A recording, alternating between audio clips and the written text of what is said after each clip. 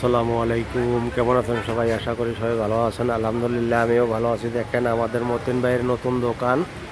এখানে পলিথিন আপনার যেখানে যা লাগে, চিড়া মুড়ি, গুড়, এই যে বাদামি, নারকুলি, আপনার যেখানে যা লাগে সবই আশা করি পাইবেন। দেখেন নতুন দোকান। আমার এই যে কোরবানির ঈদের জন্য আপনাদের পলিথিন যার যত লাগবে এখান থেকে আইসা পাবেন, পাইকারি রেটে পাইবেন মালিবাগ বাজারে। আশা করি আপনাদেরও ভালো লাগবে, অনেক সুন্দর। এই যে আমাদের মতিন ভাই, এখানে পাইকারি বিক্রি করেন না?